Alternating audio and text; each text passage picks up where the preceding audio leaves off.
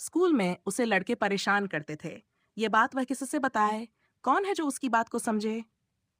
इसी कश्मकश में वह घर के हर सदस्य का चेहरा एक एक करके देखने लगी, पर उसे कोई ऐसा सदस्य नहीं मिला। वह किसी को भी ये बात नहीं बता पाई। धीरे धीरे समय गुजरता गया। 1 साल बीत गया और इस साल उसी के गांव का एक सदस्य उसी के स्कूल में टीचर बन गया। उर्मिला मन ही मन खुश हुई।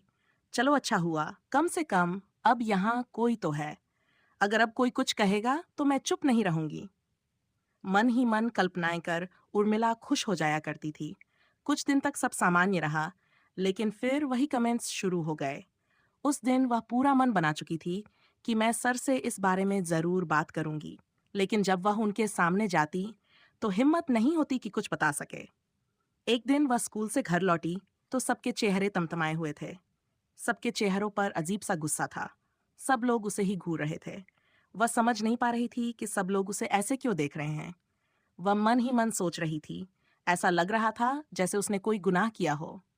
शाम तक किसी ने कुछ नहीं कहा, पर जैसे ही रात हुई उर्मिला के पापा आए और बोले, इधर आओ। उर्मिला के तो मानो प्राण ही निकल गए। हे भगवान, ऐसी कौन सी गलती हो गई मुझसे? वह सोच रही थी। मुझे तभी लग रहा था, ये लोग अजीब तरीके से मुझे क्यों देख रहे हैं। वह घबराते हुए आई और बोली, हाँ पापा। तब तक उसके पापा शुरू हो गए। देखो, हम लोग इज्जतदार लोग हैं। तुम्हारी पढ़ाई से अगर हमारे खानदान पर कोई दाग लगा तो काट के फेंक देंगे, किसी को पता भी नहीं चलेगा। तभी उसकी माँ भी बोल पड़ी, इतने दिन से लड़के तुम्हारे पीछे क्यों पड़े हैं? ये बात तुमने घर में किसी को क्यों नहीं बताई? जरूर तुम्हारी तरफ से कुछ ऐसा हुआ होगा, तभी तो वो सब तुम्हारे पीछे पड़े हैं। नहीं तो ऐसे कोई किसी को नहीं छेड़ता। और भी लड़कियां हैं, उन्हें कोई कुछ नहीं कहता। तभी उसके बाबा ब्रह्मदेव आ गए। उन्होंने बीच में बोलना शुरू कर दिया। एक बात सुनी कि बच्ची के पीछे लड़के पड़े हैं। उन्होंने जोर से कड़क कर कहा, तो सब लोग अपने अपने स्थानों पर चले गए। बाबा ने उसकी तरफदारी की तो उर्मिला उन्हें पकड़कर खूब रोई और बोली, मैं खुद ही आप लोगों को बताना चाहती थी, लेकिन इसलिए नहीं बताई कि आप लोग मेरी ही गलती निकालेंगे, जैसे आज निकाल रहे हैं। मैंने क्या किया? मेरी क्या गलती है? ब्रह्मदेव ने उर्मिला को समझा बुझाकर शांत किया। 2-4 दिन वह स्कूल नहीं गई। इसके लिए भी ब्रह्मदेव ने उसे डांटा और समझाया। तब वह स्कूल जाने लगी। हाई स्कूल की परीक्षा देने के बाद जब वह पूरे स्कूल में दूसरे नंबर पर आई तो ब्रह्मदेव बहुत खुश हुए। उन्होंने सबको मिठाई बांटी। ये देखकर उर्मिला का मन खुशी से झूम उठा। वह अक्सर अपनी माँ को कहते सुनती थी कि वह सयानी हो चुकी है, उसके लिए वर देखो। पर आज जब पास होने पर उसके घर में जैसी चहल पहल थी, उसे देखकर उसे लग रहा था कि अब शायद उसकी कोई शादी नहीं करेगा। अब वह पढ़ेगी और कुछ बनेगी। गर्मी की छुट्टियों में उर्मिला हर बार की तरह इस बार भी अपने नानी के घर गई, लेकिन जब वह वहां से लौटी तो वह हक्की बक्की रह गई। उसे उसकी सहेलियों से पता चला कि उसकी शादी तय हो चुकी है। उसे इस बात पर यकीन नहीं हुआ। वह तुरंत अपने बाबा के पास गई और बोली, बाबा, मेरी सहेलियां कह रही हैं कि मेरी शादी तय हो चुकी है। क्या यह सच है? ब्रह्मदेव मुस्कुराते हुए बोले, हाँ, शादी के लायक हो गई हो तो क्या करें हम लोग? शादी तो करेंगे ही ना। यह सुनकर उर्मिला की आंखें भर आई। और मेरी पढ़ाई, उसका क्या? ब्रह्मदेव उसे समझाते हुए बोले, कौन कहता है कि शादी के बाद पढ़ाई नहीं होती? शादी के बाद भी तुम ऐसे ही पढ़ोगी जैसे अब पढ़ रही हो। आज शादी तय कर रहे हैं, लेकिन तुम्हारा गौना 2 साल बाद होगा।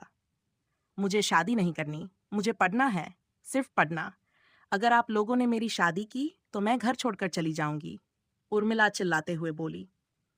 ब्रह्मदेव ने मारने के लिए हाथ उठाया पर मारे नहीं। ये देखकर उर्मिला रोती हुई अपने कमरे में चली गई। वहां जाकर वह फूट फूट कर रोई। घंटों रोती रही, पर किसी ने ना उसे चुप कराया, ना ही उसकी रोने की वजह पूछी। एक बार फिर उर्मिला ने खुद को असहाय समझा। वह शादी नहीं करना चाहती थी। वह पढ़ लिख कर कुछ बनना चाहती थी। उसे लगता था कि ब्रह्मदेव उसका साथ देंगे, पर आज उनके बदल जाने से उसे बहुत दुख हुआ। कई दिनों तक वह अपने कमरे में पड़ी रही। ना किसी से बात करती, ना ही कुछ खाती पीती, ना ही घर का कोई काम करती। 11वीं का एडमिशन कहाँ होगा, इस बारे में जब उसकी सहेलियां पूछतीं तो वह क्या जवाब देती? वह चुप रहती और बात को किसी और दिशा में मोड़ देती। 1-2 महीने बाद उसे पता चला कि पास के ही एक एक जान पहचान वाले स्कूल में उसका मानवी में एडमिशन हो चुका है। लेकिन क्लास करने नहीं जाना है, घर पर ही पढ़ना है, सिर्फ पेपर देने जाना है। इस बात के लिए उसने अपने नाना नानी से भी बात की, पर उन्होंने उसे समझाया कि हम लोग घर के बड़े करेंगे, तुम्हारे भले के लिए करेंगे, मान जाओ। एक बार उसने साहस करके अपनी माँ से बात की और कहा, इतनी जल्दी मेरी शादी क्यों करा रही हो? सहेलियों के सामने जाने में शर्म आती है, क्या सोचेंगे सब लोग?